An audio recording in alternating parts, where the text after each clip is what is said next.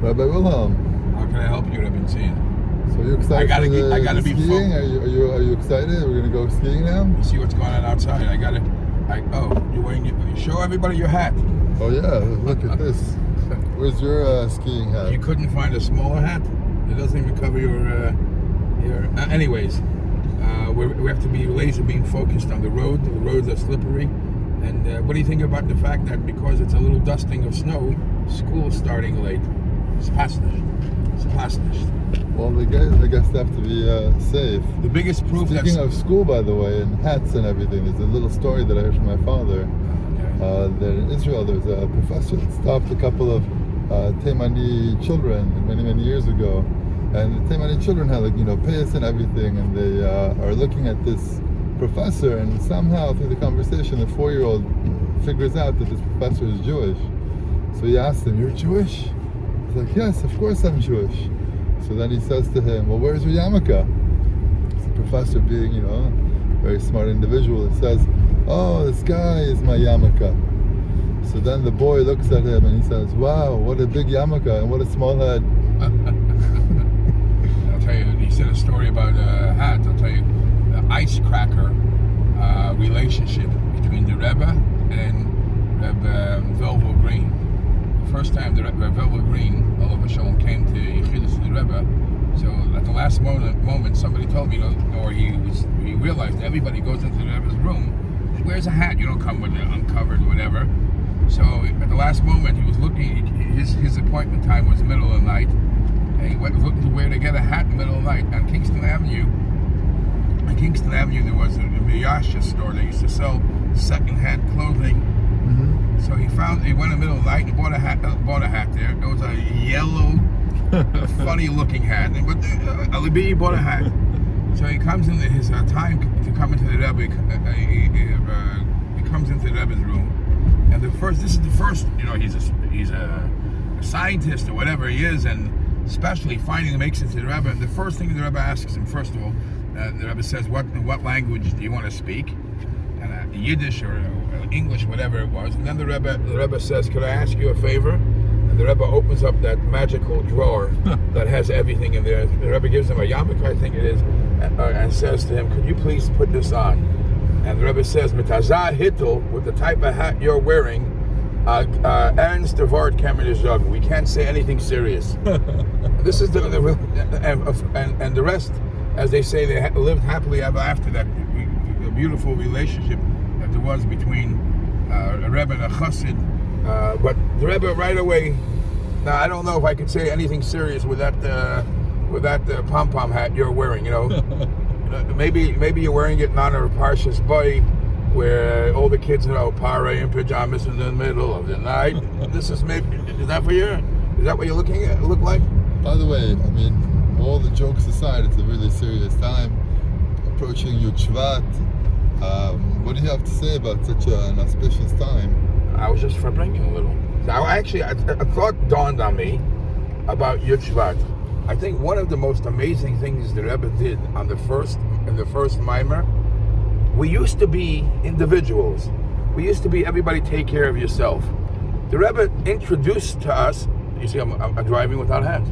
The Rebbe introduced to us a new concept. Dor Hashvi.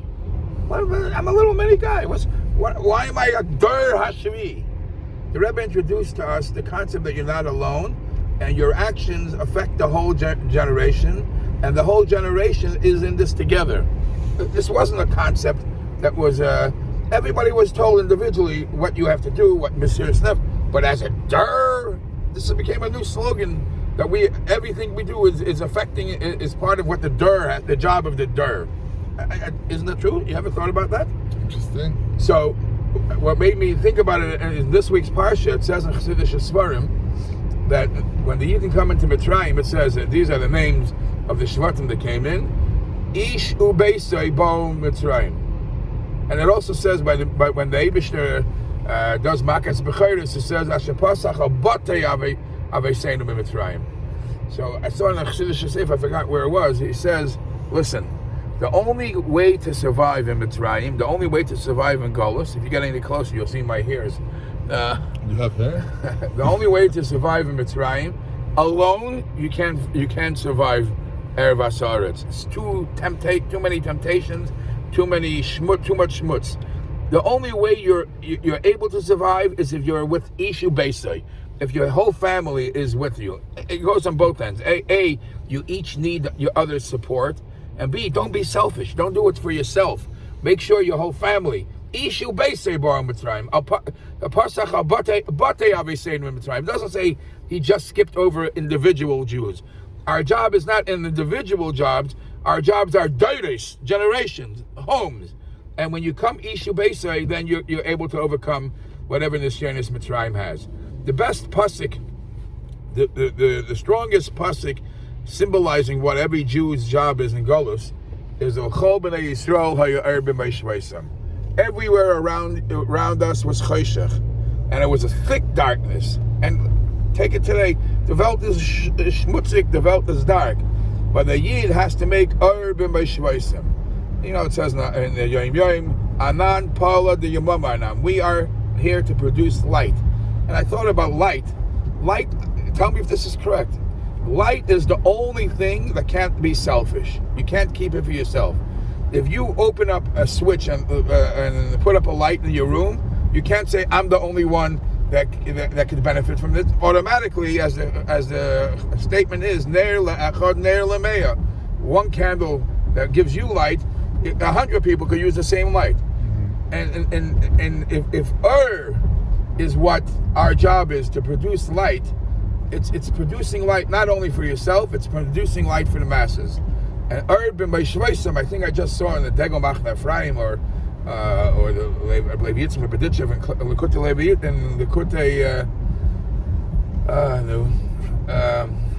Kedushas Levi, where they say B'Mei Shvaisam.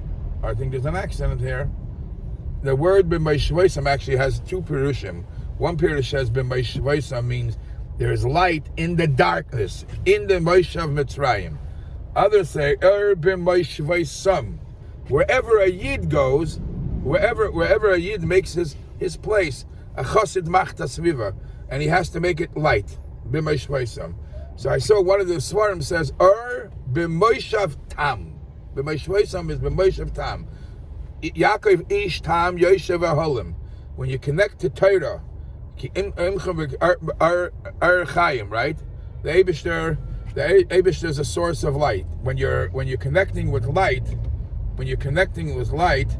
then and you're connecting with Torah, Moshav Tam, there is always going to be light. And when you spread light, remember, it's not only affecting you, it's affecting your family, it's affecting your sviva, it's affecting the generation. And that is the message from the Parsha and Yud Shvat.